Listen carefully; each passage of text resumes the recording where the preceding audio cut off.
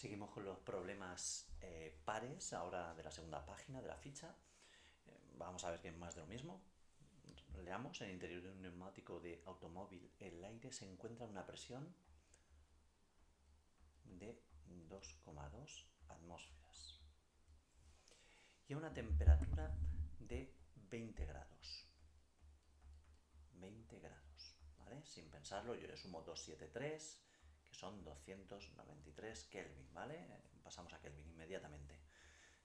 Calcula la temperatura final, es decir, me está preguntando por una temperatura 2 posterior, después de haber recorrido unos cuantos kilómetros, sabiendo que la presión se ha elevado, la presión del neumático, después de el desplazamiento ha sido de 2,4 atmósferas.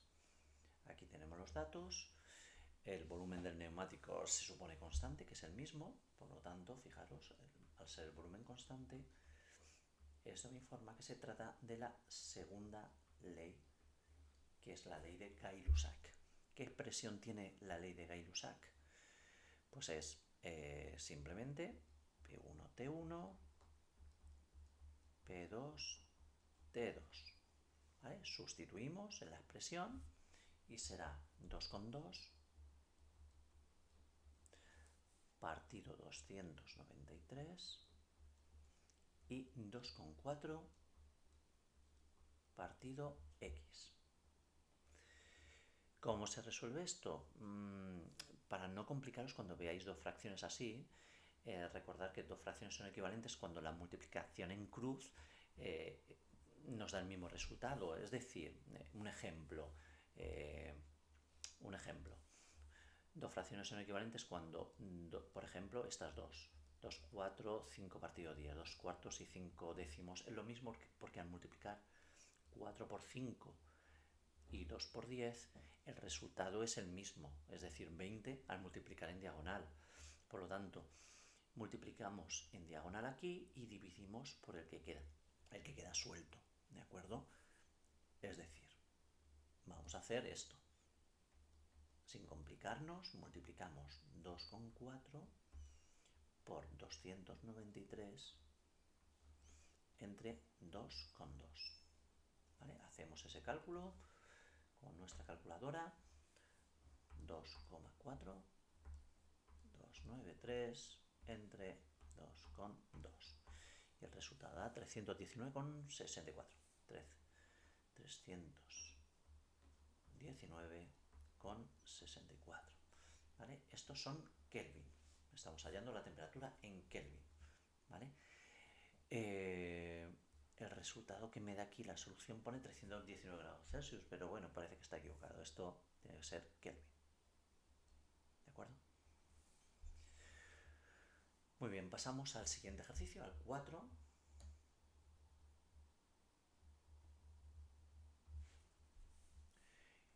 Y dice la temperatura de un gas es de 10 grados. Pues la temperatura inicial, la 1, 10 grados.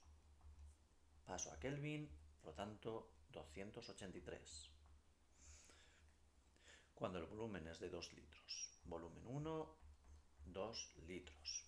Y la presión, 1,5 atmósferas.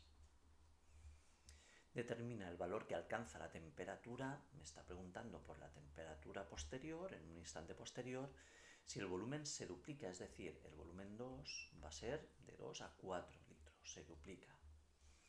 Y la presión se reduce a la mitad, es decir, la presión 2 de 1,5 pasa a 0,75, que es la mitad. Entonces, viendo esto, no hay ninguna de estas magnitudes que se mantenga constante.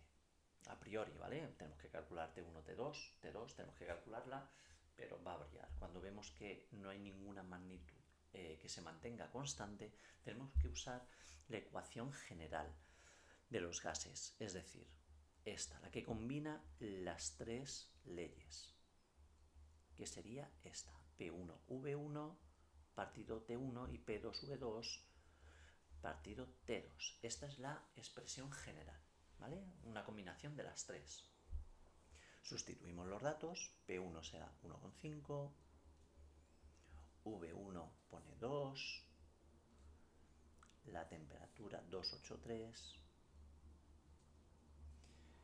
y esto será 0,75 por 4 partido X, que es la temperatura 2.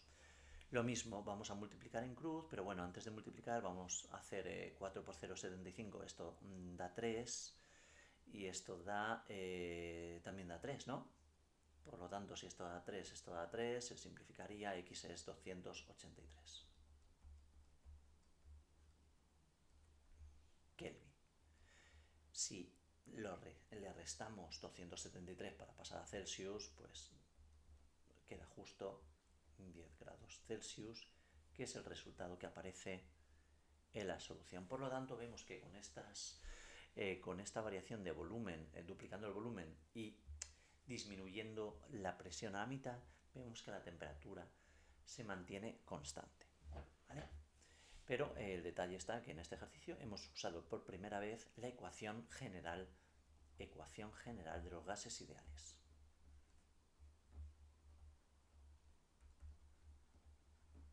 ¿Vale? Que no es más que una combinación de las tres. Recordad que P1, V1, P2, V2 es la primera ley. La segunda ley era la que manteníamos el volumen constante, por lo tanto, P1, T1, P2, T2. Y la tercera ley es, la tercera ley simplemente es la presión constante, por lo tanto, V1, T1, V2, T2. Si os fijáis, estas son las tres leyes en orden, primera, segunda y tercera, y una combinación de las tres. Fijaros que la presión siempre está arriba, entonces a la general la pongo arriba, el volumen siempre está arriba también, la pongo arriba, y la temperatura siempre que aparece está abajo en el denominador, pues aquí va abajo.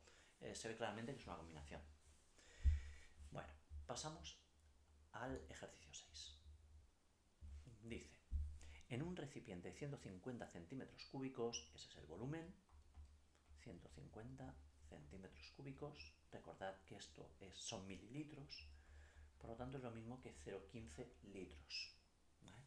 Hay veces que no es necesario cambiarlo, pero acostumbraos siempre a pasar a litros, atmósferas y a Kelvin, que son las unidades que nunca nos vamos a equivocar a la hora de sustituir en la fórmula. Gas nitrógeno a 25 grados, temperatura 25 grados Celsius. Hay que pasarlo a Kelvin, así que más 273 será, 298 Kelvin. Y 700 milímetros de mercurio,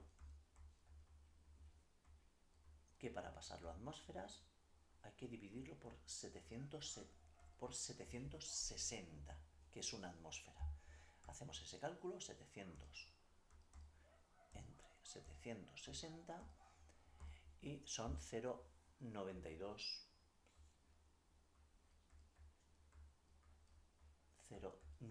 atmósferas. La continuamos leyendo, dice: aumentamos la presión 2 atmósferas. Aumentamos la presión a 2 atmósferas. Por lo tanto, la siguiente presión será 2 atmósferas. ¿Qué volumen ocupará el nitrógeno? Me pregunta por el volumen 2 que ocupará el nitrógeno. En principio, ¿la temperatura cambia o no cambia? Un recipiente de capacidad se recoge, aumentamos la presión. No habla de que la temperatura cambie, por lo tanto vamos a suponer que la temperatura es constante. Por lo tanto, si la temperatura es constante, tenemos de nuevo la primera ley. Primera ley, que es la de Boyle-Mariotte, así que es esta. Presión 1, 0,921. Volumen 1, 0,15. Presión 2, 2 atmósferas. Y el volumen 2 es la incógnita, es por lo que me están preguntando. X será igual, el 2 que multiplica lo paso dividiendo, así que el cálculo será este, el que hay que hacer con la calculadora.